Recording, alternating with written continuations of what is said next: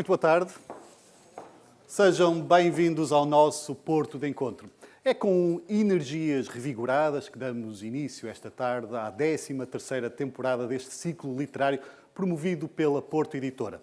Esta longevidade muito rara em Portugal, como bem sabemos, só é possível graças à aposta continuada deste grupo editorial apostado em proporcionar à sua cidade de origem um evento cultural gratuito e, claro, só é possível graças ao vosso apoio continuado ao longo deste período.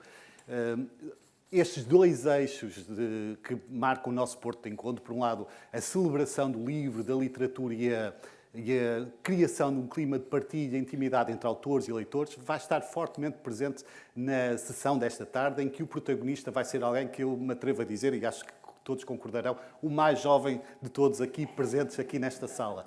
Algo que se deve, sem dúvida, ao entusiasmo e paixão com que continua a colocar no seu dia-a-dia e na sua labuta de nos proporcionar histórias sobre a nossa cidade, a cidade que Germano Silva tem feito sua e de todos nós. 8 anos depois da sua anterior passagem por este ciclo, é com enorme alegria que voltamos a receber alguém que, aos 92 anos e a poucos dias de completar 93, permanece infatigável, então, nessa missão de nos desvendar os segredos desta milenar urbe, desta cidade tão fascinante, que a tantos cativa. Mas o Germano Silva não vai ser o único convidado desta tarde. Connosco vão estar também 2 convidados de peso, regressos também ansiados por todos nós. Nas leituras teremos o ator e encenador António Durães, que nos voltará a proporcionar certamente momentos sublimes através da leitura de crónicas do autor em destaque. E estará também o escritor Álvaro Magalhães, que dispensa apresentações de maior e cuja amizade com o homenageado esta tarde estará sem dúvida em destaque na conversa lá mais para diante. Para já é tempo de chamar até nós Germano Silva.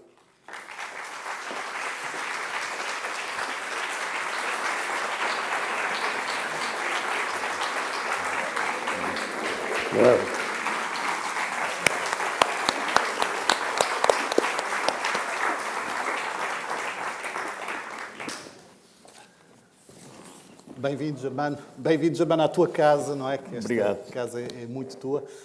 E da última vez que cá estiveste, já lá vão 8 anos, eu recordo-me que te lancei um desafio que era, daqui a 5 anos voltamos a marcar conversa, aos 90. A pandemia impediu-nos que isso acontecesse, mas eu lembro-me da tua resposta, estás aqui com todo o entusiasmo. Lembro que na altura tu respondeste, vamos com calma, dia a dia. Esse é o segredo do teu dinamismo, da longevidade, o facto de preferires encarar projeto a projeto, dia a dia, como se fosse um desafio particular, em vez de fazer grandes planos? Não tenho projeto nenhum, nem há segredo nenhum, eu não sei. Quer dizer, eu vivo a vida normal, a vida do dia a dia, sem nenhum constrangimento. Eu procuro o mais possível manter-me ativo, muito ativo. Não tenho problemas assim com as pessoas, o convívio agradável, gosto de convívio, e portanto, quer dizer, não há segredo nenhum, não sei, e também frequento o centro de saúde, vou lá, tenho o meu médico de família, ele vai-me vendo, quer dizer, e portanto, quer dizer, eu fico sempre muito contente quando pergunto, então, doutor, como é que estão as coisas e tal? Está pronto para ir para a tropa. É bom sinal. É bom sinal. Já sabemos o que é que o teu trabalho, as tuas crónicas, os teus livros, os teus passeios proporcionam à imensa mole humana que te segue. E a ti, pessoalmente, o que é que te faz continuares assim tão ativo? É o gosto pessoal ou teres noção de que esse trabalho chega a muita gente e que o aprecia? Qual é a razão fundamental dessa perseverança? Esse trabalho que eu faço proporciona-me o contacto com as pessoas e é com as pessoas que eu gosto de contactar e de andar. Por exemplo, os passeios permitem-me conviver com imensa gente que eu não sei de que procedências vêm, de onde vêm, mas quer dizer, e com as quais eu aprendo também muito, porque eu aprendo com as pessoas, eu tenho um princípio de que eu sozinho não sei nada, todos é que sabemos alguma coisa e, portanto, quer dizer, dentro desse princípio, eu convivo. As crónicas também põem-me em contacto com muita gente, porque a partir da crónica eu recebo comunicações, recebo telefonemas, recebo e-mails de pessoas, inclusivamente até em alguns casos, são muito úteis para mim, porque há pessoas, por exemplo, que têm em casa fotografias antigas, que é já do meu avô, e diz assim, se você quiser, eu quero, claro que quero, e é esse convívio com as pessoas que me interessa fundamentalmente, quer dizer... Mas essa aceitação cada vez mais evidente que o teu trabalho tem tido, facilita-o de algum modo, ou seja, porque são as pessoas que também te fazem chegar a esses dados, já não, ou continuas a garimpar notícias, o jornalista que sempre foste e continuas a ser, ainda continua com o faro bem apurado? Eu frequento os arquivos, vou aos arquivos quando tenho dúvidas, vou aos livros, tenho uma biblioteca razoável sobre assuntos do Porto, inclusivamente muitos documentos inéditos e documentos únicos, muito antigos, alguns, do século XV, por exemplo, e a partir desses documentos e a partir dos meus conhecimentos eu parto para as crónicas. Também me ajuda muito as sugestões que às vezes recebo das pessoas. As pessoas interessam-se e muitas vezes já tenho tido que fazer alguma retificação porque, baseado numa opinião ou num escrito que tinha consultado, e depois há uma pessoa que dizia assim, eu vivi lá, sei o que era, e essas retificações são para mim sempre muito gratificantes. Tens também um livreiro muito atento e muito amigo, como o Nuno Canavês, que sempre que recebe alguma coisa que acha que pode ser uma mais-valia, entra em contacto contigo, não é? O Nuno Canavês é um alfarrabista, é um livreiro antiquário, é dos mais competentes que eu conheço, não só na cidade, mas acho que no país. Conhece muito bem, ele é mais novo do que eu, tem 85 ou 86 anos, mas está no métier desde os 13 anos, portanto conhece muito bem aquilo. E já tem uma amizade de 60 anos, não é? Já tem uma amizade de 60 anos, você? Sim, eu andei com ele na Escola Comercial de Oliveira Martins, portanto, é uma amizade muito antiga, e ele sempre que vai comprar uma biblioteca, livros, e se vem alguma coisa do Porto, ele telefona-me e diz, estão aqui. Portanto, já é difícil haver alguma coisa que me possa interessar, que eu não tenha, não é? Portanto, quer dizer, mas é sempre uma atenção que ele tem para comigo. Nessas coisas. Sim. Há dias vi uma observação, uma definição do teu trabalho que achei muito interessante e que gostaria que comentasses. Chamava-te, o que foi no programa da Fátima Campos Ferreira, em que falavam do teu trabalho como uma espécie de sentinela do tempo, alguém que vigia e cuida da história. É uma aproximação certeira ao teu trabalho, reveste como uma espécie de sentinela do tempo, alguém que está sempre vigilante? Não, quer dizer, eu não sou um historiador no sentido completo da palavra, quer dizer, aquele historiador académico, que faz coisas assim. Eu sou um divulgador da história, sempre, porque a minha profissão é jornalista, eu sou jornalista. No tempo em que havia os mestres, que eram os chefes da redação, que eram os grandes mestres de jornalistas, eles é que formavam os jornalistas, eu tive a felicidade de ter chefes muito competentes e que foram meus mestres e que me ensinaram.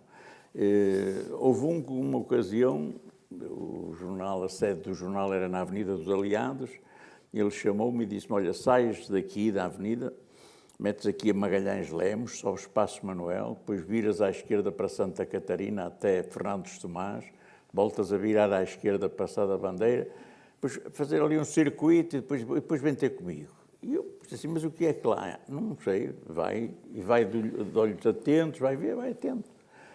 Eu dei a volta, não vi nada, cheguei lá e disse-lhe, chefe, já dei a volta, mas não vi nada. Não, nessa volta que deste, deve ter havido um assunto, uma coisa qualquer, um grito, que te chamou a atenção. E eu quero que sobre isso escrevas uma crónica. Quer dizer, portanto, que isto era a maneira de avaliar da capacidade criativa, da capacidade de improvisação que as pessoas tinham.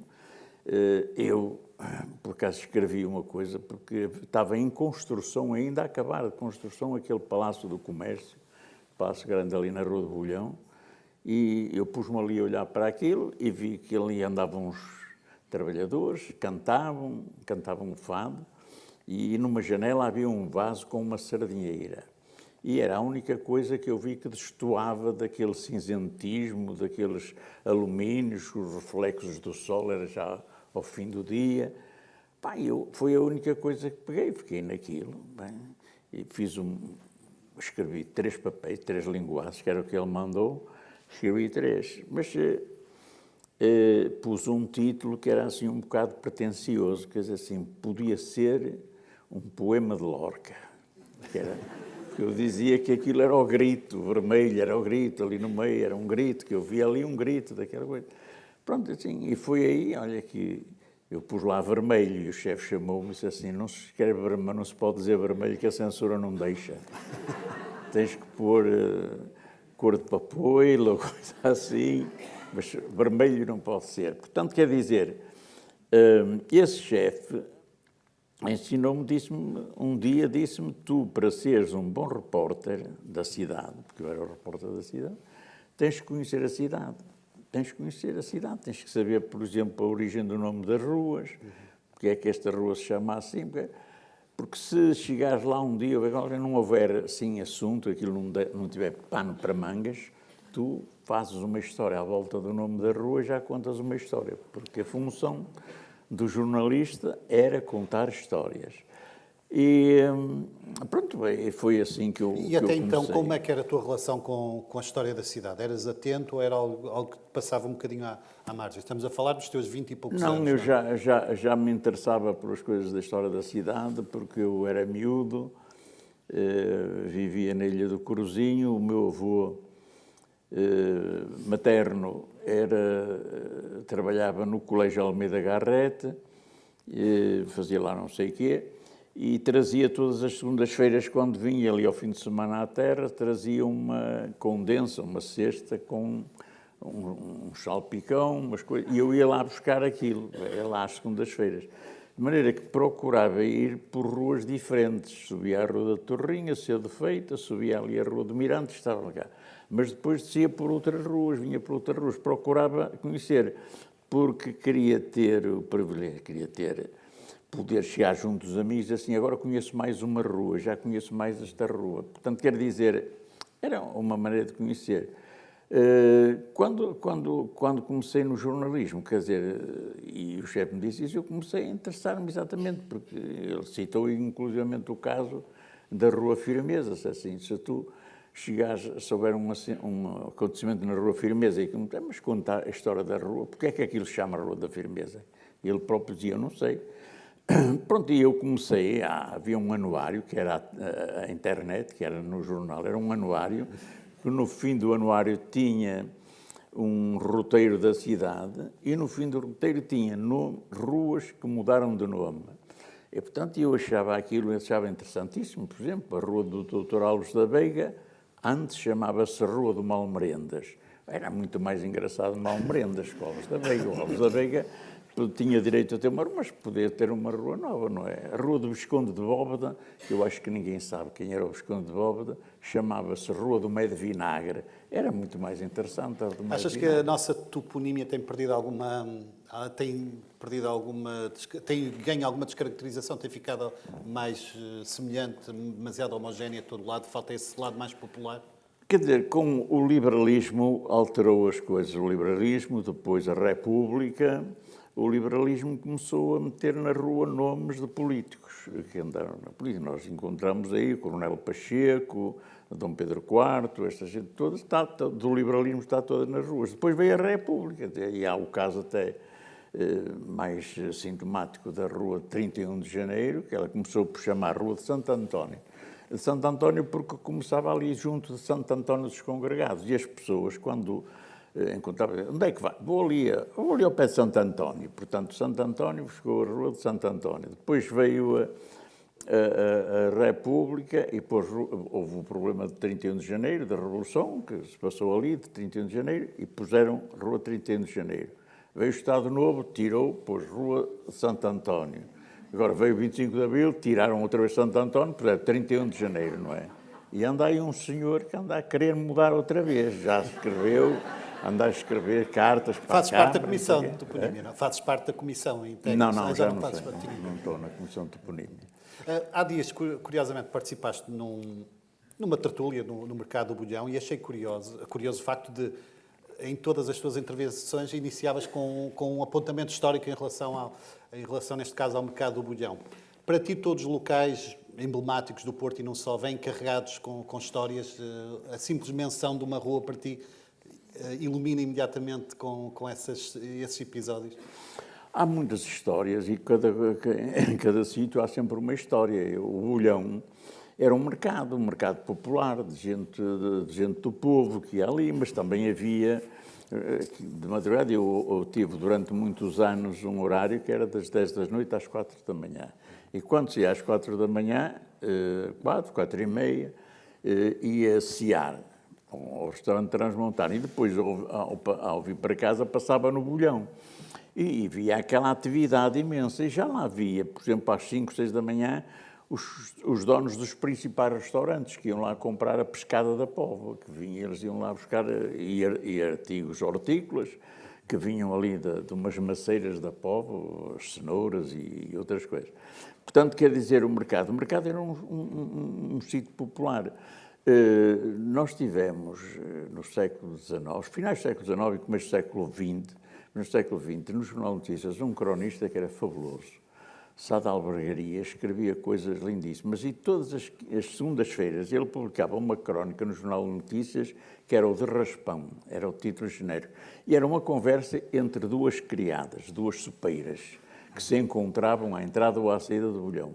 E falavam sempre do namorico. Eu nunca percebi porque é que as criadas tinham que namorar com soldados, ou soldados com as criadas, mas era assim, soldados. E depois aquele diálogo era interessantíssimo, essas crónicas estão publicadas, porque ele publicou isso em livro, e hoje eu, por exemplo, acho que seria interessantíssimo até para dar algum sentido cultural ao mercado, fazer uma recriação. Há lá espaços que davam para isso, recriar isso. Como há outras coisas, quer dizer, houve aí no princípio do século XX, uma parceria de autores muito... O Arnaldo Leite e o Carvalho Barbosa, que escreveram revistas sobre o Porto, interessantíssimas. Por exemplo, uma delas é O Pardal do Bolhão. Aquilo representado lá era uma coisa que atrairia muita gente, era uma maneira de também de tirar, chamar alguém lá, porque hoje, no Bolhão, eu passo lá muitas vezes, é só estrangeiros, é os turistas que andam por ali. Portanto, porque também há lá produtos que só para os turistas. Essa dimensão mais local não devia ser esquecida, então, entender. Não, eu tenho... A relação a isto, quer dizer, eu não tenho nada contra o turismo e acho que o turismo tem beneficiado, a cidade tem beneficiado muito com o turismo. Havia ruas que estavam completamente desertas, a cair, alguns prédios a cair, a Rua das Flores, a Rua Mozinho da Silveira, e o turismo aquilo reabilitou, conseguiu-se reabilitar aquilo tudo. Agora, é preciso ter em conta as pessoas do Porto. Assim, eu há dias dizia, conversa num grupo que andava comigo, num desses passeios, dizia que tinha alguma pena das pessoas do Porto não visitarem a Igreja de São Francisco, conhecerem a Igreja de São Francisco. A Igreja de São Francisco está a grande parte da história da cidade. Estão lá os homens que fizeram, os Pedro Sens, os Brandões, os Leites Pereiras, de Ramal, os Távoras, estão lá. Essa gente fez a cidade, foi essa gente que fez a cidade. E à volta nos altares, cada altar tem uma história ligada a essa gente. Portanto, eu tenho... E uma senhora depois disse assim, você sabe quanto é que custa entrar na Igreja de São Francisco? Acho que é 8 euros. Eu disse assim, para mim é uma refeição. E é. Portanto, quer dizer, de facto, as pessoas com os preços assim. Eu tive esse exemplo há dias ali na Sé. Eu fui lá ter com um grupo com quem andei a acompanhar na cidade e fui a um café daqueles cafés de bairro, que é lá na Sé, daqueles cafés que antigamente entrava o Sr. José e o empregado já dizia, olha, sai o pingo para o Sr. José. Já sabiam que o Sr. José tomava o pingo. E eu entrei, sentei-me e veio um miúdo e reparei que aquilo estava tudo renovado, com fotografias da cidade antiga, legendas em inglês e coisas em inglês, e vem um rapaz que veio a mim, e diz assim, Sir, e eu disse assim, olha, se não for contra os princípios da casa, eu peço em português, pode ser? Disse, vamos, eu quero um café.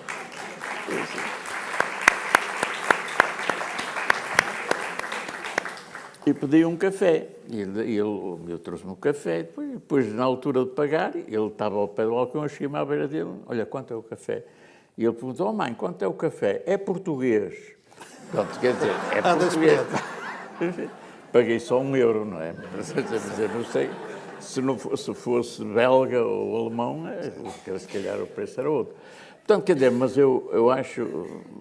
Tudo bem, agora, acho que nos monumentos, quer dizer, eu não compreendo como é que é possível agora, para entrar numa igreja, ter que pagar. Quer dizer, a Igreja do Carmo é particular, é de uma instituição particular, é de uma ordem terceira, faça assim.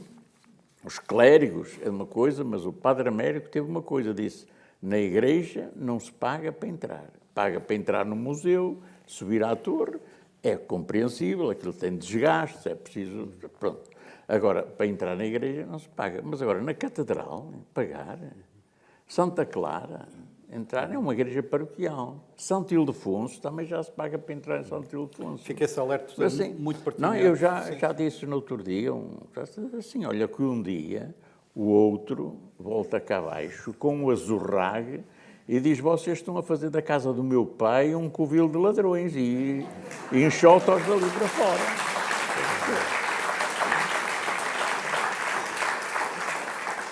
Germano, não há dúvidas que com a visibilidade e o alcance do teu trabalho tens contribuído para que haja cada vez mais pessoas a interessarem-se pela história do Porto, a estudarem a história do Porto. Para ti esta é a verdadeira medalha de ouro da cidade? Conseguir chamar mais pessoas para a causa do Porto? Eu sinto-me muito honrado porque, por exemplo, eu tenho uma origem muito humilde. A minha família era uma família muito pobre. Mas não tive uma infância infeliz. Eu fui feliz e senti-me feliz. Trabalhei e passei a infância e a juventude a lutar pela sobrevivência.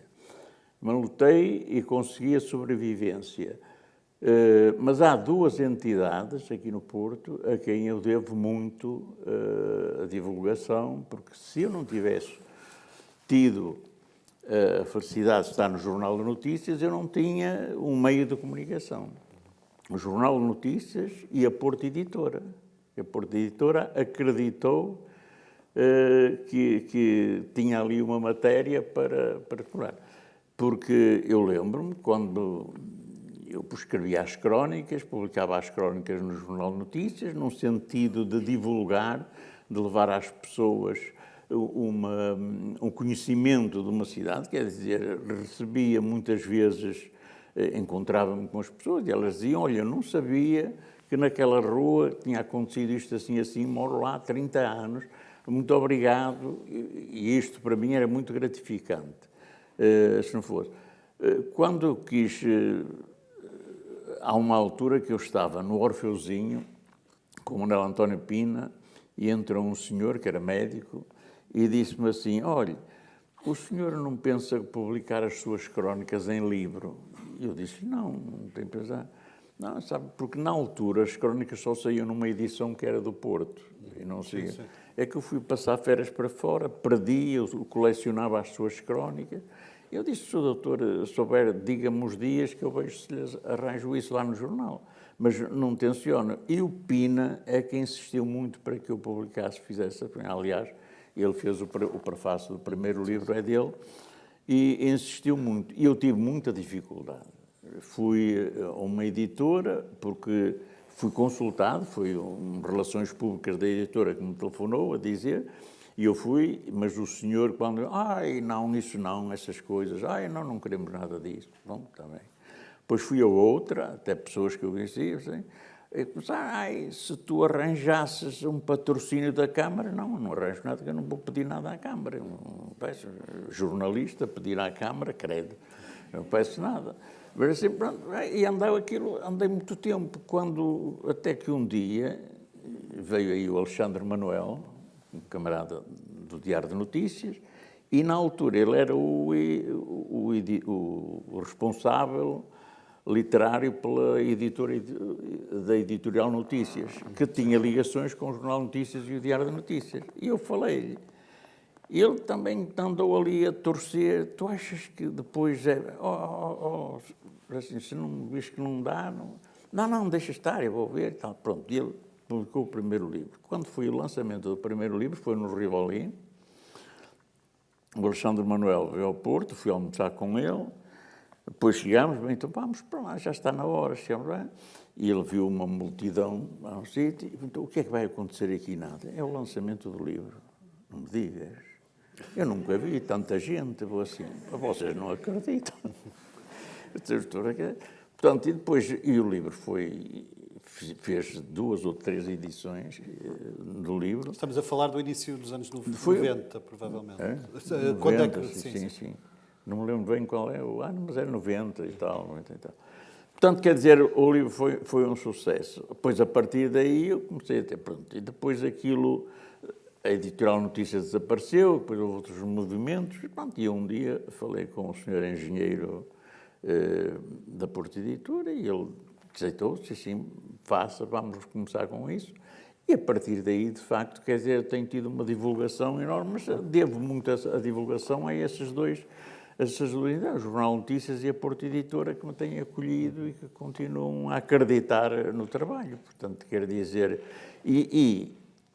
a minha função, o meu objetivo é exatamente levar às pessoas o conhecimento de histórias que existiram, que se passaram, que ocorreram em determinados sítios, em determinadas campanhas, e as pessoas passam ali, olham para uma casa e às vezes não sabem que aquela casa tem uma história.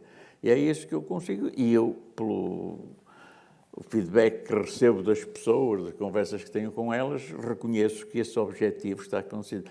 Porque há uma diferença entre o que escreve um académico, um historiador, e o que escrevo eu, que sou um académico, a falar sobre o mosteiro de Monchique, por exemplo, dirá que aquilo foi um mosteiro... Olhem, foi o único mosteiro do Porto construído pela iniciativa privada. Eram todos ou o rei ou o bispo. Aquilo não era um casal muito rico, que não tinha descendentes e não sabia o que é que ia fazer à fortuna, porque não tinha ninguém capaz de administrar aquilo, e fizeram uma promessa de construir um mosteiro se tivessem filhos, etc. E construíram um mosteiro. O mosteiro de Monchique era franciscano, de monjas freiras franciscanas, mas tornou-se conhecido, sobretudo, porque o Camilo envolveu no Amor da Perdição. E é a partir desse que, sobretudo, quando nos anos 30 aparece um filme, parece que era do António Lopes Ribeiro, um filme sobre o Amor da Perdição, e aquilo teve um grande sucesso, o filme. A história é interessante, é uma história de amor, é interessante, portanto, teve um grande sucesso. E os ceguinhos eram um ceguinho que tocava ou uma viola, um bandolim, uma guitarra, e depois vinha uma rapariga que cantava e um rapaz que andava com a boina a pedir. E eram os ceguinhos. Pegavam sempre em assuntos que tinham vindo nos jornais ou que tinham tido assim grande sucesso. Crimes, por exemplo, depois via eles cantavam, começava sempre mais um crime para o jornal. Depois assim, olhem, o crime da Rua do Sol, que eu andei, também fizeram uns versinhos. De maneira que eles cantaram a coisa de Monchique. Teresa, no convento de Monchique, foi mártir do amor da perdição. Também João da Cruz e Mariana sofreram seus calvários por Simão. Portanto, quer dizer, eles andavam a cantar. Uma história com o rosto humano, no fundo, não é? Mas há outras histórias, por exemplo, no século XVII, no século XVIII, não havia o cais, ali junto ao rio, não havia aquele cais, porque ainda não havia, e um barqueiro que vinha lá no barco vinha cantar uns madrigais às freiras, lá para baixo da janela, cantavam os madrigais e a madre, a abadesa, não gostou daquilo, chamou a polícia. E a polícia foi chamar e o fulano contou-se assim: não, ela tem ciúmes, porque eu já cantei para ela, já estive na cela dela e ela agora não deixa cantar às outras. Ora bem, mas isto está tudo documentado, porque isto está lá nos documentos do museu, está lá a queixa da freira, isto está tudo documentado. Portanto, quero dizer, é este tipo de histórias que tenho que contar e eu acho que nesse aspecto as crónicas têm tido algum sucesso. E por falar em histórias e em crónicas, é disso que vamos tratar agora também. Vamos escutar o primeiro de 2 excertos de uma das crónicas do Germano Silva, a cargo do António Durães. Uma salva de palmas, por favor.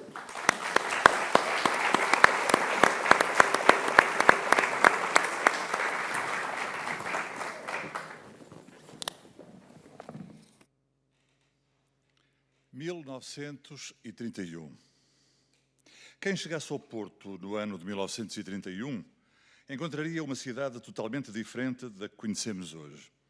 Era uma urbe tipicamente comercial, com áreas de negócios muito bem definidas. Carapuceiros na Rua dos Clérigos, ourives e mercadores na Rua das Flores, retroseiros em Santo António, a atual Rua de 31 de Janeiro, algibebes nas ruas do Loureiro e Mozinho da Silveira. Na sua origem, a Praça da Liberdade foi o mercado a céu aberto, airado de júbilos e motins, de folganças, glórias e desesperos. Nos idos de 30 do século passado, era o centro cívico da cidade, onde se concentravam as redações de alguns jornais e as sedes de bancos e companhias. Não obstante, a cidade não perdera um certo ar provinciano. Ainda circulavam carros de bois pelas ruas mais centrais.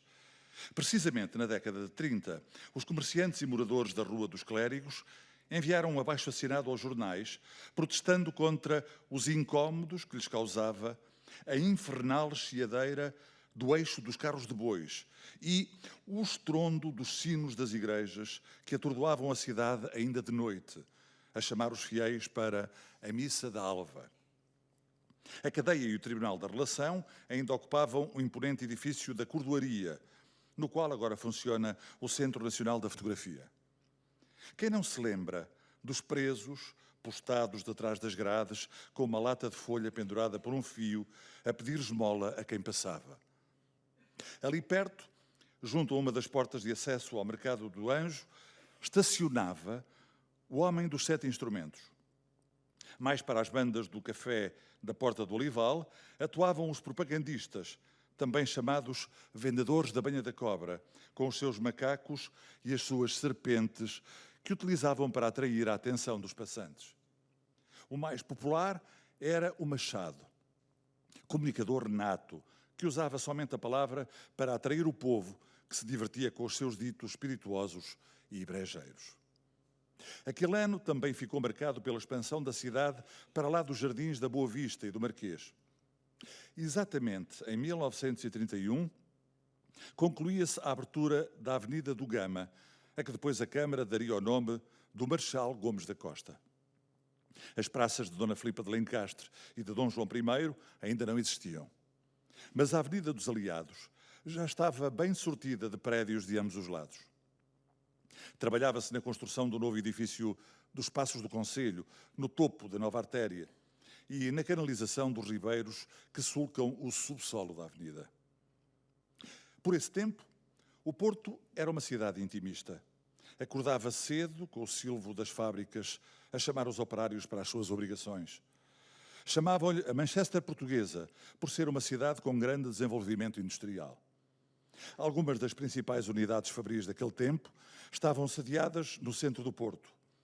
A fábrica de sedas Nogueira ficava na Rua da Alegria e a Fábrica Nacional de Bicicletas funcionava na Rua do Bom Jardim. Os amantes da boa mesa deslocavam-se ao restaurante Centeiro, na Rua da Boa Vista. Ficava contíguo ao edifício da estação do Caminho de Ferro da Póvoa, na esquina da então chamada Rua das Pirâmides, a Avenida da França dos nossos dias. Os cardápios daquele tempo ainda hoje fazem crescer água na boca. Anho assado, com arroz do forno, chispe com feijão branco, lampreia de ovos. Tudo acompanhado, como constava da ementa, por bom rascante de amarante. Por aquele tempo, os cafés do Porto eram centros de convívio e de intercâmbio de ideias inovadoras, verdadeiros cenáculos da cultura. Nesses convívios, não raras vezes, eram dados a conhecer poemas inéditos ou liam-se páginas de livros novos. Os mais célebres desses cafés ficavam na Praça da Liberdade e nas suas imediações. Foi no Café Lisbonense, por exemplo, que funcionava na antiga Rua do Bom Jardim, agora de Sá da Bandeira, no local onde está o edifício que foi sede do Banco Borges Irmão, agora do BPI, que tomou forma, em 1931, a corrente literária do realismo de tendência positivista. Basílio Teles, o penafidelense Joaquim de Araújo, Júlio de Matos, Sampaio Bruno e outros foram os mentores desse movimento cultural que deu origem à publicação da revista Gazeta do Realismo, órgão da última Boémia. Não deve ter sido por acaso que também, em 1931, se realizou, precisamente naquela praça, a primeira Feira do Livro do Porto. Os livreiros instalaram as suas bancas debaixo de um amplo toldo, em torno da estátua de Dom Pedro IV. O sucesso foi tal que a Feira do Livro do Porto ainda hoje se realiza, mas em moldes mais modernos e noutro local. 1931 foi também o ano da primeira exposição histórica do vinho do Porto. O local escolhido para a apresentação do certame foi o antigo Salão Silva Porto, que funcionava no edifício da Rua de Sedufeita, onde está o I7. E não é que a colheita do vinho do Porto desse ano foi de excelente qualidade? Registaram-se muitas colheitas vintage, além de outras, mas nas mesmas empresas, Nipor, Kron, Koch Barnes, Porto Marta, Ramos Pinto, Taylors, Porto Barros. Dessa colheita ainda existem no mercado algumas garrafas disponíveis. Preço, 1.390 € da Niport. E ainda outra estreia, em 1931, no Porto, desta feita a nível desportivo. Foi neste ano que teve lugar a primeira edição do Circuito da Boa Vista, prova de automobilismo em que os pilotos aceleravam ao longo da Avenida da Boa Vista. Ainda no desporto, a época futebolística de 31-32 foi assinalada com o terceiro título conquistado pelo Futebol Clube do Porto, ao ganhar a prova maior do futebol nacional, então designada por Campeonato de Portugal. Mas, para assegurar o título, o Futebol Clube do Porto teve de vencer o Clube de Futebol Os Belenenses. No primeiro jogo disputado no campo do Arnado, em Coimbra, registou-se um empate a 4 golos.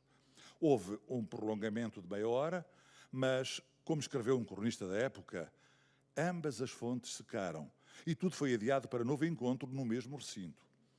O Porto saiu vencedor por 2-1, com golos de Artur de Sousa, Pinga, e de Carlos Mesquita. Em 1931, como já foi referido, a Praça da Liberdade era o centro nevrálgico da cidade cívica e comercial do Porto. Mas onde verdadeiramente fervilhava a vida mercantil da cidade era na zona ribeirinha, no lufa-lufa das cargas e descargas de toda a espécie de barcos que acostavam aos cais da Estiva e da Ribeira. Quem hoje olha para aquela zona beira-rio, toda vocacionada para a exploração turística, mal pode imaginar que foi um dos lugares mais alvoratados do Porto ribeirinho, desde praticamente o século XV até aos nossos dias.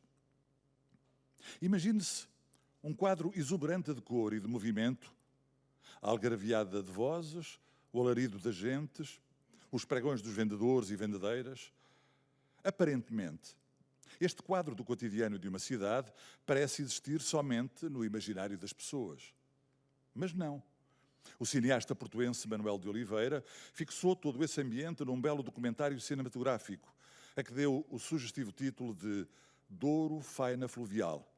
Um verdadeiro quadro da vida ribeirinha em 1931, ano da produção e realização do filme.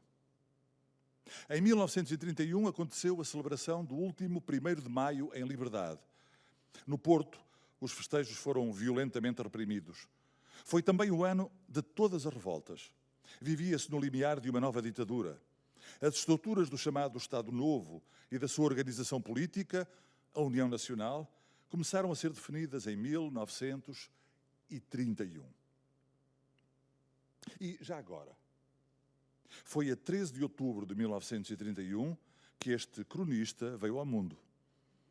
O acontecimento sucedeu ao cair de uma tarde amena, no lugar de Leiroz, da freguesia de São Martinho de Arcesinhos, no concelho de Penafiel, na casa da minha, sua, dele, avó materna.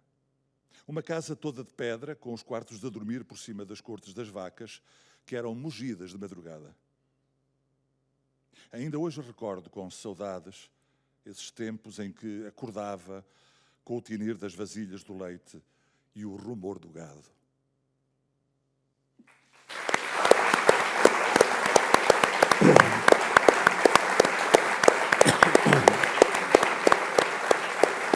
Muito obrigado, António Durães.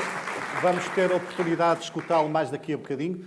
Germano, este Porto de 1931, o ano em que nasceste, era muito diferente do atual, como podemos escutar agora.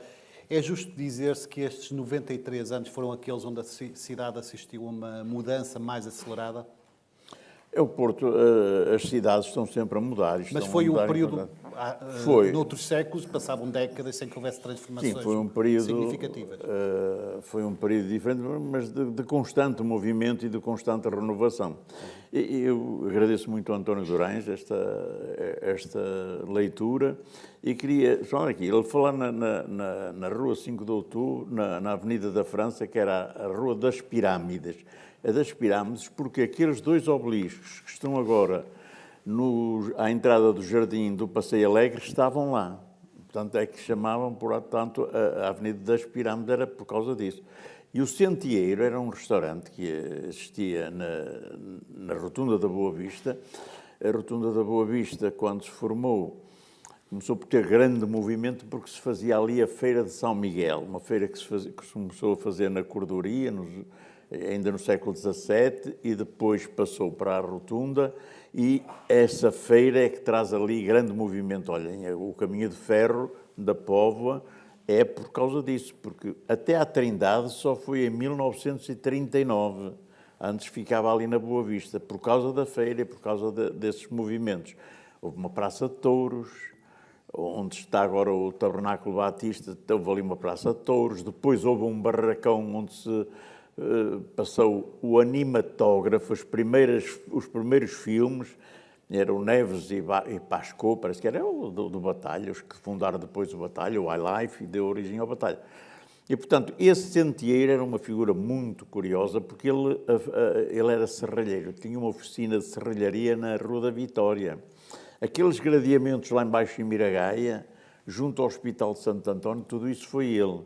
Ele pertencia a um partido político e, como sabem, quando o partido dele estava no governo, ele tinha trabalho, fazia coisa. Ainda hoje, é assim, não é novidade nenhuma. Eles faziam, de maneira que esse Centeiro tinha o restaurante, e o restaurante tinha uma esplanada muito grande, e ele decorou aquilo tudo com palmeiras, por exemplo, tinha muitas palmeiras. Portanto, era para rivalizar com outro grande restaurante, que era do Reimão, que era da outra parte, era ali junto na atual Avenida Rodrigues Freitas, que era frequentado por Camilo. E é muito interessante ler as emendas dessa época e ver o que é que se comia nessa época e até os horários da comida, que eram muito diferentes dos de hoje. E havia sítios, havia um hotel na Batalha, o Stanislau, famoso Hotel da Batalha, que tinha uma cozinheira que era fabulosa. Portanto, era frequentado por Camilo, toda aquela burguesia que ia lá comer. E um dia o Barão de Forrester montou um barco, apetrechou um barco Rebelo para ser comodamente se deslocar daqui para a Régua e por cá, porque era mais fácil andar pelo rio do que por terra, porque eram assaltados e havia perigos por aí.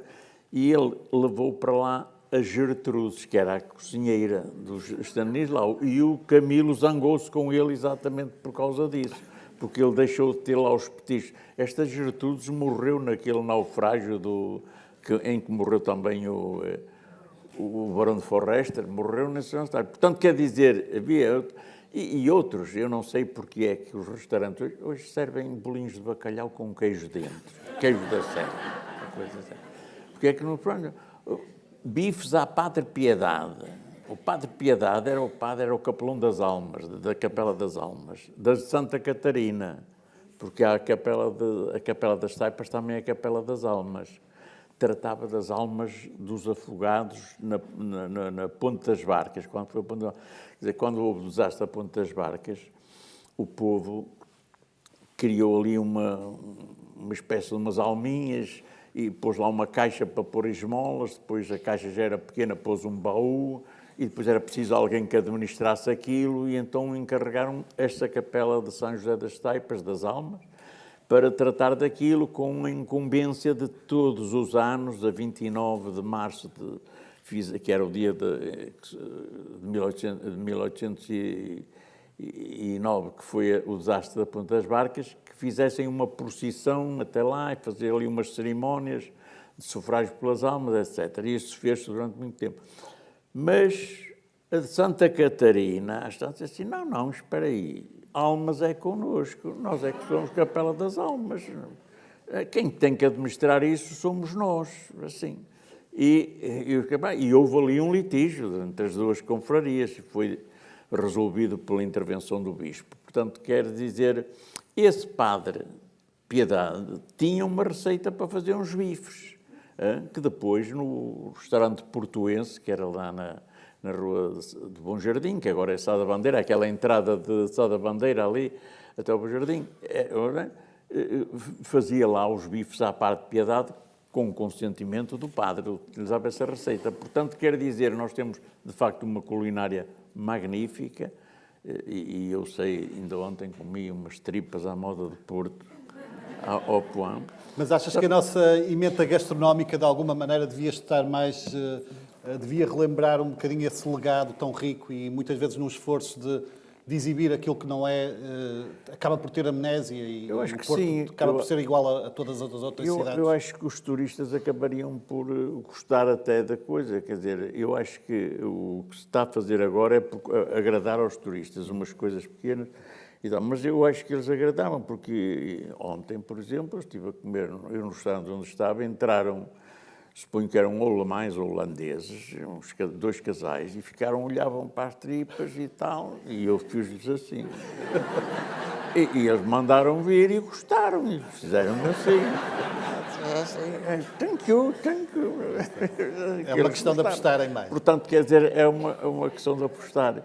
Eu devo dizer que, nesse aspecto, eu sinto-me um privilegiado e agradeço muito às pessoas, porque esse restaurante onde eu fui ontem, eu fui com uns amigos e, portanto, depois tiveram que pagar. Mas eu, se for lá sozinho, ele não me leva dinheiro. Diz, o homem do Porto não paga aqui. É nosso convidado. Há dias, ao descer ali pela Praça da República, entrei num café para tomar um café. Fui ao balcão para ser mais depressa, porque não ia sentar-me. E tomei o café, depois faz favor, está pago, o homem do Porto não paga. Quer dizer, isto é um privilégio, de facto. Assim é por isso. Germano, achas que este Porto de rosto humano que tão bem caracterizas nas tuas crónicas continua então bem vivo, de saúde, nos tempos que correm? Ou achas que há sinais, de certa forma, perigosos, assustadores em relação a uma certa descaracterização? Não, eu acho que para mim o património maior da cidade são as pessoas, são os portuenses, é a gente que vive aqui. Infelizmente, nos bairros típicos, que chamam típicos, que é Miragaia, a Sé, aquela Rua da Sé, já vive lá pouca gente, aquilo é tudo alojamento local. Há dias andei pelos Pelames. Os Pelames é um sítio que é difícil chegar lá, por umas ruelas e umas coisas, é lá difícil chegar. Eu cheguei lá e vi lá alojamento local e fiquei espantado. E estava um fulano assim, agora com o GPS vem toda a gente. Pois é, o GPS também facilita e toda a gente chega lá. E são sítios fantásticos, porque eu lembro-me de andar às vezes aos domingos de manhã e nos feriados, que anda pouca gente a fazer fotografias, a fotografar de sítios que eu sei que iam desaparecer, e tenho fotografias de alguns sítios que já desapareceram. E andar ali nas ruas, passar naquelas ruas típicas, em Miragaia, na Vitória, descer a Vitória, e as pessoas estavam à janela e ver-me mandarem, olha, o senhor, anda à procura de alguém, quer dizer, eles viam-me com a cabeça no ar e tal, anda à procura. Este sentido da partilha, da ajuda, desta comunidade, isto é que é o Porto, e o Porto é uma cidade de caráter. Eu não gosto muito da palavra bairrista, de dizer bairro, não, é uma cidade de caráter. E foi uma cidade que teve já um peso enorme, até na política, e que nós esquecemos. No século XIX, a Praça da Liberdade era aquele bocadinho ali, a Câmara estava ali perto. Era lá que estavam os principais cafés.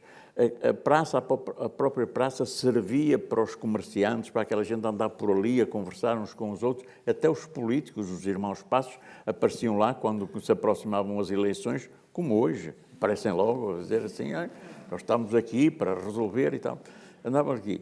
E as sedes dos jornais também estavam ali. E um dia estava no Suíço, o Suíço era na esquina de Sampaio Bruno com a Praça da Liberdade, ali onde está agora um chinês, um restaurante, uma coisa qualquer. Estava ali o Suíço. O Suíço era um dos cafés mais importantes. Era o café frequentado pelos comerciantes. E, às tantas, do jornal A Voz Pública, da redação, saiu um jornalista que foi lá tomar café, viu lá meia dúzia de comerciantes e disse-lhes, olhem que vocês estão tramados. Chegou agora um telegrama de Lisboa, a pauta aduaneira vai mesmo avançar. Eu não faço ideia que seja uma pauta aduaneira, mas era uma coisa que prejudicava os comerciantes lá nos seus negócios. E vai avançar, vai, assim. E os comerciantes começaram ali, aqueles logo foram passar a palavra, passado 2 horas já estava um grupo razoável de comerciantes na praça prontos para protestar por causa da pauta aduaneira, quer dizer. E da mesma maneira que chegou o telegrama a dizer que a pauta aduaneira ia avançar, foi daqui um telegrama a dizer os comerciantes do Porto vão protestar contra a pauta aduaneira. O chefe de Estado era o rei Dom Carlos. Chamou o Fontes Pereira de Melo, que era, Fontes, acaba lá com isso, porque na praça já estão a mexer, antes que venha de lá uma Bernarda era uma revolução. O Porto tinha Até peso. os reis tremiam, não é? Não, tinha peso, e quando espilravam na Praça Nova, lá embaixo, sentiam. Fazes ainda questão, diria quase diariamente, de calcorrear as ruas do Porto. Consegues, eu sei que é complicado, mas consegues traçar um itinerário de eleição, o teu Porto, com um ideal, um itinerário que te dá particular gosto a percorrer a pé, ou gostas também de... Não, em qualquer ponto da cidade eu gosto de andar e verificar, e há sítios onde eu vou, continuo a descobrir coisas espantosas, porque nós andamos muito aqui à volta da praça, das coisas da praça, um bocado ali em Massarelos, a zona ribeirinha, mas se formos ali para Contumil, para a zona de Contumil, Campanhá, Azevedo de Campanhá, Azevedo era uma aldeia, Campanhá, todos aqueles sítios eram antigas aldeias e agora estão, e há por ali imensas coisas, imensas histórias também, quer dizer, ainda há pouco tempo eu lá fui contar a história do Senhor da Pedra Pequenino, que existe lá, é um monte, há lá um monte, não tem saída, aquilo está lá no monte e tem lá uma capelinha, tem lá um senhor que é o Senhor da Pedra, como é mais pequenino do que o outro lá de Miramar, aquele é o Senhor da Pedra Pequenino. Quer dizer, mas as pessoas conhecem, mas aquilo teve uma importância muito grande, foi durante o cerco do Porto, porque esteve ali uma bateria dos miguelistas que atingiam a cidade dali. Portanto, quer dizer, a parte histórica também tem importância, mas muitas vezes, como é que é dizer, o que é ilusório, quer dizer, a lenda é muito mais engraçada e, por isso, é muito melhor deixar ficar a lenda do que a realidade às vezes é muito triste. Vamos continuar a Emena Cavaqueira, mas trazendo um novo convidado, alguém que, como te disse no início, quase dispensa apresentações, e além disso, um grande escritor, um grande amigo do Germano Silva. Uma salva de palmas, por favor, para Álvaro Magalhães.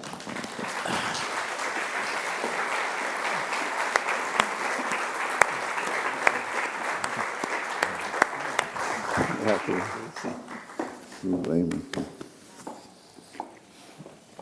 Bem-vindo, Álvaro. Olá, boa tarde, Sérgio. Ontem tivemos uma grande alegria em casa do Álvaro. O Álvaro tinha aquelas coisas todas, aqueles ecrãs grandes, e vê-se lá o futebol como se estivesse...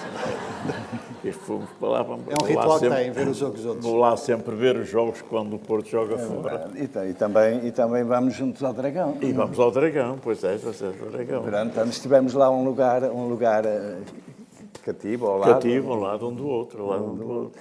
E depois selávamos as vitórias ou derrotas com uma vitela assada. Vamos já falar de muito que tem em comum, tem muitas paixões em comum, mas para já, Álvaro, começava por perguntar como é que é ter como amigo alguém que é, e a expressão é sua, uma autêntica máquina do tempo. O Germano é um amigo bom e generoso, que eu conheço há cerca de 30 anos, 30 e tal anos. Eu não tenho a certeza quando é que o conheci, mas acho que foi nos anos 80, 90, através do Manuel António Pinho. Né? E ao longo desses 30 anos nós vivemos um conjunto, uma montanha de coisas, as mais diversas, passeios, jantares, vitelas assadas, aniversários, funerais, jogos de futebol, sessões culturais, no cinema, no teatro, sessões como esta, muitas delas, não é? Mas fosse o que fosse uma sessão como esta, que já fizemos tantas então aqui, que é como se fosse a nossa casa, ou um jogo de futebol, como vimos ontem em minha casa e demos 3 saltos nas cadeiras, não importa o que é, o que interessa é a possibilidade da partilha, a possibilidade da amizade que se cumpre, não é? Um amigo, dizia o Eugênio de Andrade, que por acaso também foi amigo de ambos, não é? É o lugar da terra onde as maçãs verdes são mais doces. E o Germano dulcifica, de facto, a vida das pessoas que têm a sorte e o privilégio de ser amigos dele. Porque ele é muito mais que um amigo. Como ouvimos aqui, é o homem do Porto, é a pessoa que guarda a memória coletiva da cidade, é o homem cidade. Não é o homem granito, como chamou o Walter Ugumem, que ele não gostou nada. O homem granito não é? Granito não. Mas, granito com o Porto. Mas é o homem do Porto. O Pina, por acaso, falava frequentemente do Porto do Germano, como se soubesse um Porto, que é aquele Porto que nós conhecemos assim de raspão, pressionados pela rapidez da vida e pela fugacidade de tudo, e havia o Porto do Germano, que é o Porto verdadeiro, o Porto o seu passado. E Álvaro, acha que esse Porto do Germano autêntico de vozes, de histórias, etc. faz cada vez mais sentido devido às mudanças? E é um Porto que nos é mais próximo do coração também. É um privilégio, é uma sorte ter o Germano sempre à mão. A Máquina do Tempo foi um texto que eu escrevi para uma efeméride qualquer, que acho que foi os 90 anos, o aniversário dos 90 anos, escrevi para os Não Notícias, e parece que caiu bem, porque já a vi citado várias vezes. No outro dia o Rui Moreira fez um texto para o Tripeiro, também era a Máquina do Tempo, e ele próprio às vezes me contou que entrou num café e diz: olha a nossa Máquina do Tempo. Porquê é que eu digo que é a Máquina do Tempo? Porque nós vamos a passear pela rua fora e dizemos assim: Germano, quem é que morou ali naquele palacete? Não sei. Aquele palacete foi construído por fulano, quem mandou fazer foi o fulano e tal, mas depois ele a meio desistiu e depois casou com não sei quem, que se meteu com outro homem, depois ele deu um tiro e depois não sei quem, e aí vem uma história. Mas é uma viagem, nós subitamente viajamos no tempo e depois há um prazer sempre renovado. Eu estava ali a ouvi-lo e já ouvi tantas vezes, e é como se ouvisse a primeira vez, é quase como aqueles clássicos que nós lemos sempre pela primeira vez, que nunca cessam de dizer o que têm a dizer. E é o caso dele. E depois, o que é espantoso é vermos que todas essas figuras que ele evoca, essas pessoas do passado, etc., só existem verdadeiramente na memória dele. Essas pessoas estão na vida, suspensas na vida pela memória dele. E é aterrador pensar que se ele um dia morre com ele tudo isso, todas essas pessoas que ele gentilmente traz à vida permanentemente. Por isso é que eu chamei-lhe que é a nossa máquina de viajar no tempo, não é? A máquina um dia avaria. Eu acho que não. Nós temos que cuidar, por causa disto que eu acabei de dizer, que o Germano garantir que ele viva para sempre. E como se pode ver, nem sequer é muito difícil, é só fazer uma manutençãozinha. Sim.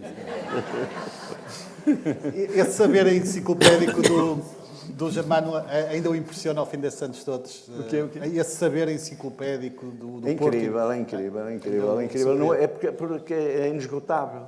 Não, É inesgotável. deixa-me explicar aqui uma coisa. Não é verdade, eu sei alguma coisa, mas não sei tudo.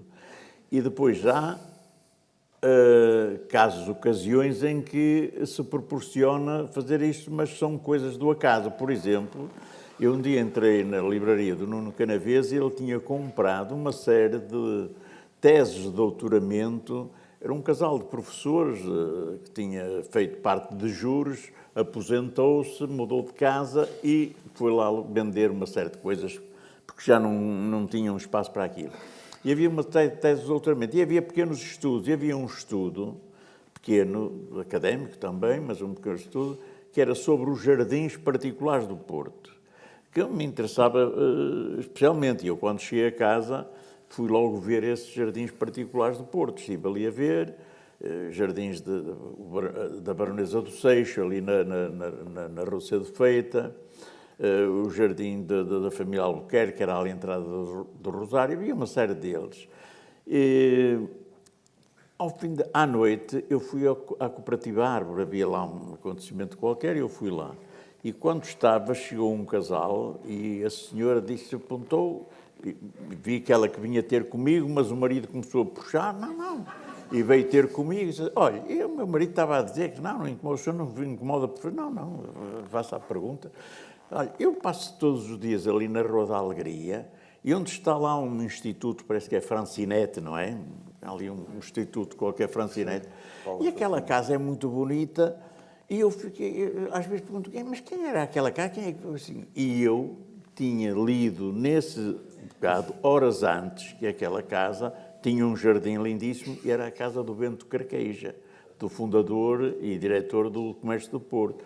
E eu disse que aquilo era a casa do Bento Carqueja. Assim, estás a ver? Ele sabe tudo. Ele sabe tudo. Eu tinha sabido momentos... Estas coisas... Calma. Eu não sei tudo. Não, sabe. É verdade que ele sabe tudo mesmo. Ainda há pouco pedi para ele dar uma consulta a uma amiga minha que estava a escrever um romance sobre o século XIX, passado no Porto, etc. E ele dá consultas, ele devia ter até um consultório, né?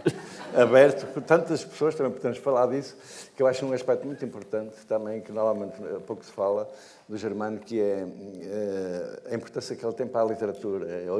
Já inspirou vários personagens. Exatamente, e na literatura. Mas ele estava a falar, essa minha amiga perguntava, quem é que morava ali na Rua das Flores? Que pessoas é que moravam na Rua das Flores? No princípio. No princípio, naquela casa assim, morava o fulano e tal, e morava não sei o quê, morava não sei o que mais. E como é que se vinha de Penafiel para o Porto? Isso havia uma empresa que era, não sei como é que era. Era assim, ele parece que viveu lá, que esteve lá e conhece aquela gente toda, não é? Embora pertençam a... É milagroso, é inacreditável, Embora pertençam a gerações distintas, o Germano e o Álvaro, sentem que o Porto de dimensão humanista que viveram na infância e na juventude tinha mais semelhanças do que diferenças? A diferença não é muito grande. Íamos à bola pedir ao senhor, leve-me consigo, não é? Ao futebol. Vivíamos aqueles momentos porque o futebol... Durante o tempo da ditadura, era a grande escape, era os momentos de maior alegria.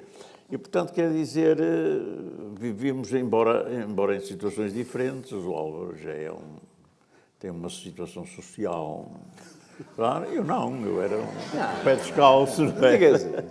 Quer responder à provocação, Álvaro? O Germano tem mais 20 anos do que eu. Eu sempre gostei de ter amigos mais velhos. Mais novos, e como eu, sabiam o que eu sei. Os mais velhos sabiam muito mais. Eu sei que não parece. Parece que ele é que tem menos 20 anos do que eu. Sobretudo quando vamos a subir à Alameda do Dragão. E eu digo, vai mais devagar, que eu não tenho a tua idade. Mas temos muitas afinidades. Por exemplo, eu adorei ouvir aquele telejornal noticiário de 1931. E respondendo à sua pergunta, comparando 1931 com 1951, se ouvíssemos o telejornal de 1951, encontraríamos talvez mais a cidade modernizou-se, acabou com a insalubridade e muitas coisas deprimentes que existiam, mas simultaneamente foi abatendo a humanidade, essa capacidade que o Germano estava a falar das pessoas partilharem tudo, se encontrarem. Por exemplo, eu lembro-me quando era miúdo, na minha rua havia uma multidão de ilhas, não sei, e a vida comunitária das ilhas era uma coisa exemplar. Ali não havia um velhinho que estivesse abandonado em casa a morrer e que as pessoas só sabem que ele morreu e a família passado 8 dias antes, porque toda a comunidade sabia, se a velhinha não aparecesse à porta, aquilo ia-se logo resolver e saber o que é que se passava. Tinham iniciativas curiosas, que nem eu vivi sempre numa ilha, a Ilha do Cruzinho, vivi sempre. E tinham iniciativas curiosas, porque havia 3 grandes... Havia a Comissão das Festas de São João, o São João tinha que ser festejado com dignamente. Havia a Caixa dos 20 Amigos, que era uma espécie de banco. Aquilo, as pessoas punham lá uns dinheiros, eram os acionistas, e depois iam lá levantar dinheiro. O Manel queria pintar a casa, ia lá, empresta-me 100 escudos, eles emprestavam, ele pagava com os juros, e aquela coisa toda. Depois, no fim do ano, faziam... E depois havia a comissão do grupo excursionista. Havia um grupo excursionista que saía, organizava uma excursão, inicialmente... Foram de comboio até Aveiro, mas depois alugavam uma caminhoneta e já foram até Coimbra e depois, passado 2 anos ou 3, já se via 2 dias, já eram mais uns dias. Portanto, quer dizer, e essa comunidade vivia intensamente. Não quer dizer que não houvesse desentendimentos, havia o barulho. Barulho era um desentendimento, era uma fulana. Nós estávamos a formar o grupo de futebol... Diz assim, olha, tu vais para guarda-redes. Eu era guarda-redes, o meu lugar era guarda-redes e ninguém me tirava o guarda-redes. E depois o defesa e tal, e eram alguns excluídos. E havia um que ia a chorar para casa. Porque é que te fizeram? O Tono não me deixa entrar no grupo. Deixa lá, porque eles são rapazes, eles são mal criados e não sei o quê. E a mãe do Tono diz, tu estás a dizer que o meu filho é mal criado? E depois começavam ali o dia todo, era o dia todo a discutir, fechavam a porta, depois batiam com a porta, depois vinha à porta outra vez e olha, digo-te mais não sei o quê, e eu a dizer mais, e depois uma se levantava às saias e tu devias ter a cara tão limpa como eu tenho o meu cu.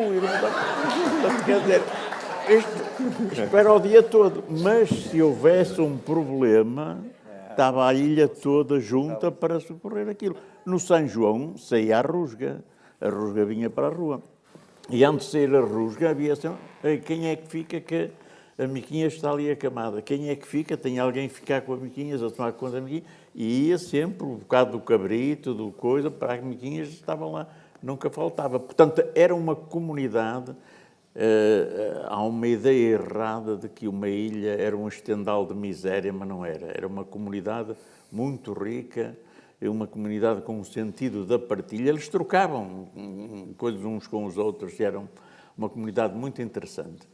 Voltamos já à conversa. Falaram em futebol e em crónicas e é disso que vamos já continuar, mas para já vamos escutar o segundo excerto. Eu sei que estou perante 2 portistas ferrenhos, mas o tema da nossa crónica é sobre a expressão da alma salgueirista. Vamos escutar então António Doureiro.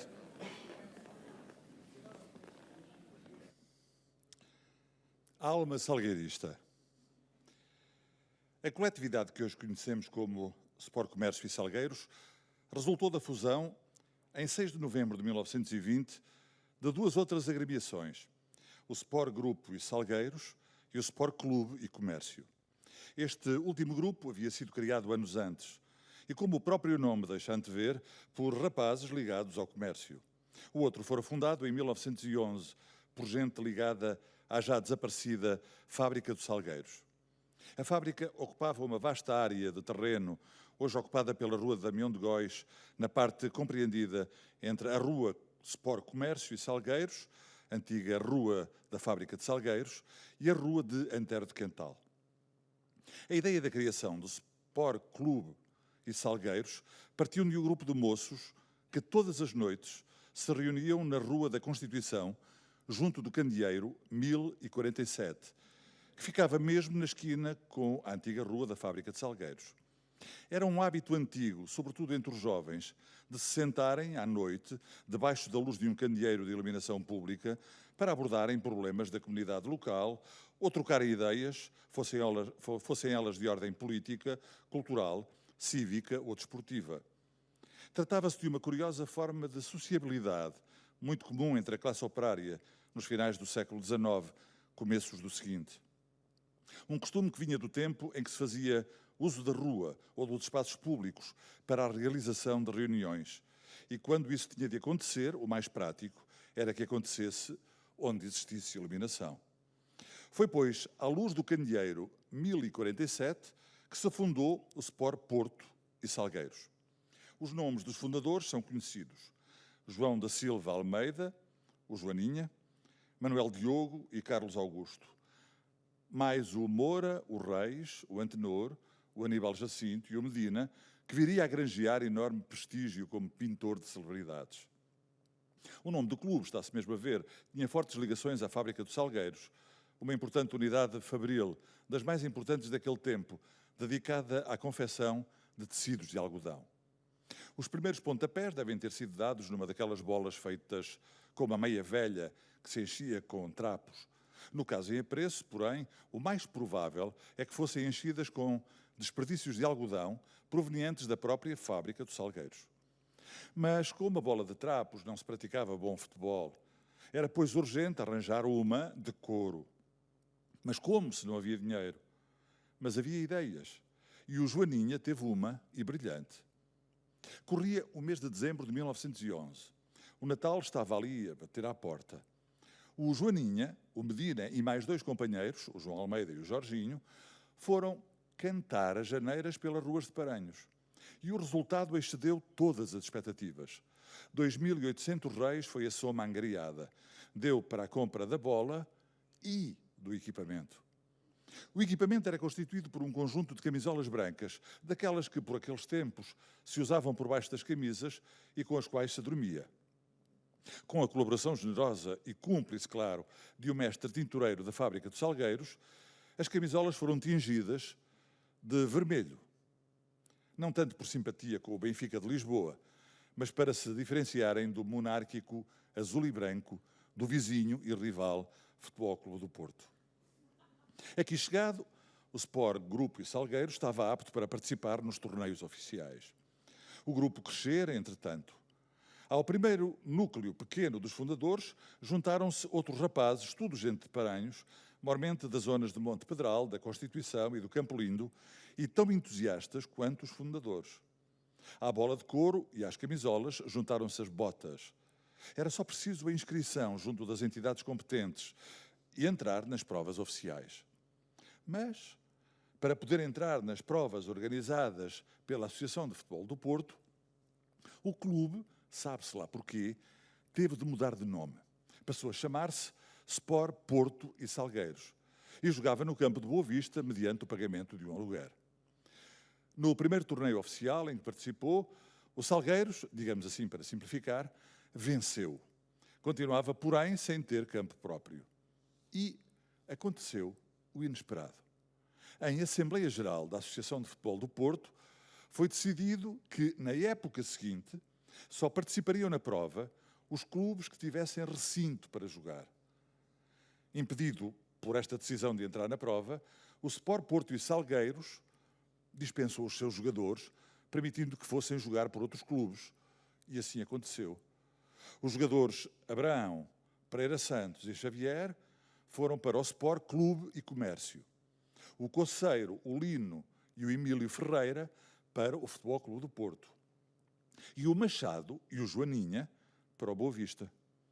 E é nesta transferência, digamos assim, que acontece um curioso episódio do qual verdadeiramente não se sabe onde reside a realidade e começa a lenda.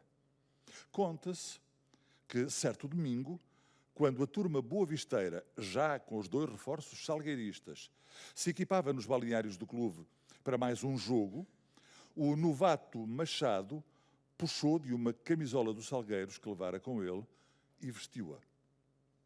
Um dirigente dos achadrezados viu e advertiu de que iria jogar pelo Boa Vista e não pelos Salgueiros, ao que o jogador terá respondido: essa, e apontou para a camisola de Boa Vista, é para os adeptos. E esta, mostrando a de Salgueiros, é a que trago na alma. É do meu coração. E assim terá nascido o slogan da alma salgueirista, ainda hoje conhecido. A fusão não foi pacífica. Do Sport Porto e Salgueiros, com o Sport Clube e Comércio, ocorreu em 1920. A nova coletividade adotou o nome de Sport, Comércio e Salgueiros. O primeiro campo de jogos do clube foi construído nos terrenos da Quinta do Covelo. Só em 8 de maio de 1932 é que o clube se mudou para um novo recinto, o do engenheiro Vidal Pinheiro, onde agora está uma estação de metro.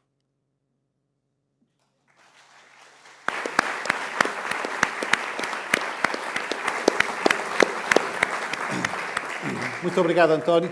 Germano, só um breve comentário acerca desta crónica.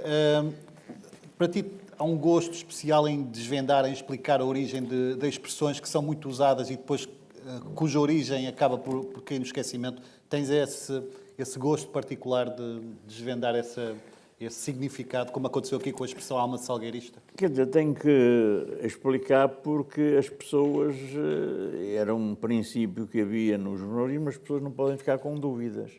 Eu não posso falar de um assunto e a pessoa ficar com dúvidas. O que é que ele está a falar dali? E tenho que explicar a lenda e tudo. O Salgueiros é um clube do Porto, é um clube popular, muito popular. Ainda hoje tem muitos adeptos. Ainda não há muito tempo, eu sei aqui que o Álvaro Magalhães íamos apanhar um táxi ali ao pé do Hospital Santo António e o motorista de um táxi estava atrás, começou a virar-se para mim e dizer assim: "Ó, Sr. Germano, não há só Porto na cidade, há os Salgueiros, há os Salgueiros." Isso era uma piada aqui para o Álvaro Magalhães, ele é que tem a crónica no jogo e falava é para falar de Salgueiros. Portanto, quer dizer, o Salgueiros é de facto, e eu tenho pena que o Salgueiros não esteja mais cá em cima, mas é um clube da cidade, um clube popular, um clube muito querido de cada cidade. E esta expressão alma salgueirista é uma explicação para que as pessoas entendam o que é, porque claro que o Salgueiros é a alma salgueirista, aparece. E eles apareciam, eu tenho umas fotografias em que eles apareciam com um lençol assim, como uma alma penada, não era? Assim, alma penada, eles apareciam com isso. Portanto, quer dizer, é esta a explicação.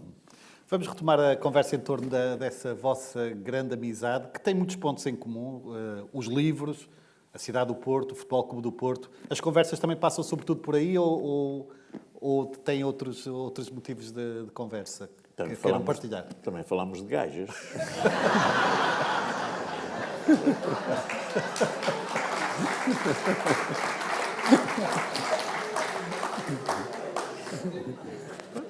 O Germano Diria a opinião, era a salsa da vida, não é? Realmente, falámos de tudo, de facto. Sim. Não tem nada. Nós tínhamos uma tertúlia que funcionava no Café Convívio, onde participava o Manuel António Pina também, e que depois da morte dele nós tentámos manter em memória dele. E antes dessa tivemos uma outra, onde o Germano também já participava, e também o Manuel António Pina, que era no Café Orfeuzinho. A gente as pessoas pensam que são tertúlias literárias, não eram tertúlias literárias, chamavam-lhe assim talvez porque havia muitos escritores que participavam, além de nós, o Pina, o Mário Cláudio, o Arnaldo Saraiva, o Egito Gonçalves, mas de facto, as conversas não andavam à volta da literatura raramente, seja num lado, seja no outro. Até se falava mais de futebol, às vezes, do que outras coisas. Não é? Eu lembro-me que fizeram um documentário sobre o Manuel António Pina, o Ricardo Espírito Santo. É um documentário que passa muitas vezes na televisão, é um sítio onde pousar a cabeça. E o realizador disse, vocês passam a vida ali no convívio a conversar, vamos fazer uma sessão lá no convívio. Então, ele lá marcou a sessão, lá fomos nós, todos para a sessão especial, que era para o documentário do Ricardo. A mesa normal, mas cheia de microfones, não sei o quê. Aquilo, ao princípio, ficámos assim um bocado formais, assim mais a falar, mas passado um bocado engrenámos logo as conversas habituais, etc. Quando o documentário foi exibido, nós fizemos uma pré-exibição e aquela cena aparecia, nós a conversar, assim, mas nem pingo de som não havia na aviação. E eu perguntei ao Ricardo, Ricardo, aquilo pediste para nós irmos ali para o convívio conversar. Nós ali meia hora a conversar e não soube nada. Vocês são malucos, é de maluco. Nem imagina o que vocês diziam, vocês só diziam as neiras, disparadas.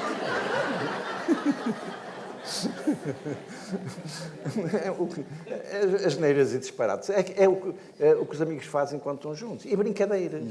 O que mais fazíamos era brincadeiras, partidas, coisas assim. E, sobretudo, o Pina era uma pessoa com uma predisposição permanente para a brincadeira e para o riso. E às vezes, quando nós entrávamos assim numa conversa mais séria, não era filosofia, mas mais séria do ponto de vista político, ou assim, não sei o que mais, não. Ele intervinha e tal, e dizia assim, isso é como aquela história, como aquele tipo que não sei o que, e contava uma anedota, que era uma maneira de desconstruir aquela seriedade, a excessiva seriedade de tudo. De maneira que o que nós tentamos fazer é divertir-nos. Nós tínhamos, por exemplo, quando o convívio fechava às 2 da manhã, eles punham-nos na rua, às 3, a gente ainda ficava lá mais uma hora. E depois o Pina não queria ir para casa, odiava ir para casa, queria continuar a conversa, queria continuar a brincadeira, e íamos para um salão de bilhar que havia na Constituição, onde jogávamos ali bilhar, eles deixavam-nos entrar clandestinamente, ficar lá às vezes até às 7 da manhã. E aquilo era um parque infantil, Era comprar chupas, tinha um bar, íamos comprar caramelos, coisas, tinha assim umas máquinas com os ovos, a gente jogava nas máquinas, aquilo eram miúdos que se tentavam divertir, brincar. Aliás, a mim chamam-me o brincador, porque eu tenho um texto chamado O Brincador, não é? Mas eu, sobretudo com o Pina e com o Germano, eu fiz dezenas de explorações, expedições, passeios, viagens com o Pina e com o Germano. O que predominava era a brincadeira. Este salão de bilhar normalmente era aos sábados, às sextas-feiras, e eu normalmente tinha passeios no dia seguinte e muitas vezes não ia. E uma ocasião chovia muito, saímos de convívio e iam para lá jogar o bilhar, e eu disse assim, pronto, eu não vou, que eu tenho que ir assim, e como é que vais para cá? Apanha ali um táxi, que há ali aquele táxi. E o Pina disse, não, leve-te a casa, não, eu vou-te levar a casa, não vais, está bem, agora táxi, eu vou-te levar a casa. E fomos levar a casa. Eu moro junto ao prédio onde eu moro, há uma paragem de autocarro, e estava lá, chovia desalmadamente, estava lá uma rapariga toda encharcada. Eu olhar para aquilo, depois perguntou-me, senhor, o 7, não sei o quê, eu disse, não, a esta hora já não há autocarros, o que é que é de fazer? Mas o que é que aconteceu? Mãe, eu trabalho ali, nunca vi que ela era estrangeira, estrangeira. E eu disse assim, eu trabalho ali num café, houve lá um convívio, o patrão pediu-me para ficar mais uns tempos, mas agora, onde é que você mora? E disse assim, e o Pina, logo com aquele ar, disse assim, João, não levamos lá a casa. E eu disse assim, mas onde é que você mora? Moro ali na mãe. Então, olha, aqui o meu amigo vai-me levar lá a casa. Entra aí, ele disse assim, olha, senhores, vocês não me vão violar, não. E o Pina disse assim, não, esteja descansada, nós não praticamos.